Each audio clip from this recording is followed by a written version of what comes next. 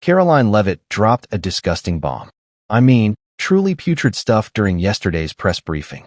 She was asked, "Do you have any actual justification for suggesting that the reason 𝗶𝗃𝗄 is potentially in trouble is because the entire Pentagon has turned against him in a concerted effort to rid themselves of him as Secretary of Defense?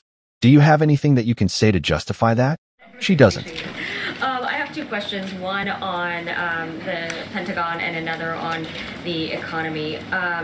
You said on Fox News that the entire Pentagon is working against Secretary Hegseth, but the people who were fired were Hegseth's own guys. So how do you square that, and what do you say to concerns that that's bad management? They were Pentagon employees who leaked against their boss to news agencies in this room, and it's been clear since day one from this administration that we are not going to tolerate individuals who leak to the mainstream media, particularly when it comes to sensitive information. And the Secretary of Defense is doing a tremendous job, and he is bringing monumental change to the Pentagon. And there's a lot of people in this city who reject monumental change, and I think, frankly, that's why we've seen a smear campaign against the Secretary of Defense since the moment that President Trump announced his nomination before the United States Senate.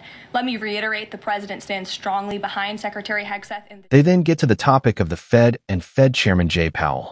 Caroline Leavitt insists that Jay Powell is acting in a political manner rather than doing what is right for the American economy.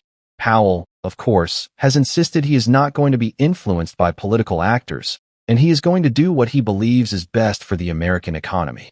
Meanwhile, remember that Donald Trump totally backtracked yesterday on firing Jay Powell and said, "Oh no, no, no. It's never something I was thinking of." But listen to the rhetoric from Leavitt about Jay Powell here. I'll have to ask him, and I'll get back to you, Phil. Thank you, Caroline. You're welcome. John. Thanks a lot, Caroline. Some economic questions for you. Kevin Hassett has been a key economic advisor to the president in both of his terms.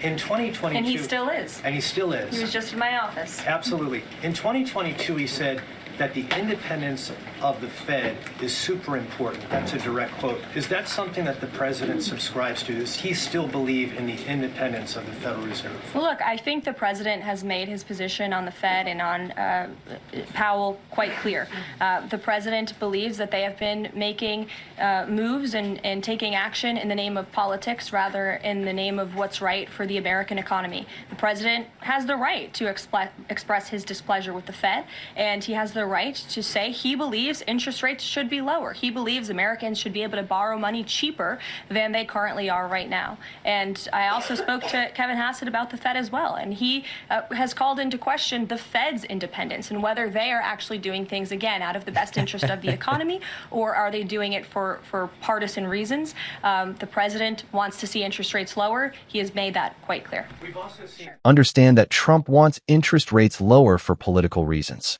And what Jay Powell has said is he's not going to move interest rates around for political reasons, that the Fed as an independent agency will use economic metrics, not the desires of the President of the United States, to determine when interest rates need to move. Now, we can all have opinions about what the federal funds rate should be. Some of our opinions may be more versus less informed, sure. But this is overtly a contradiction when she is saying that Trump has expressed that he wants interest rates to be lower.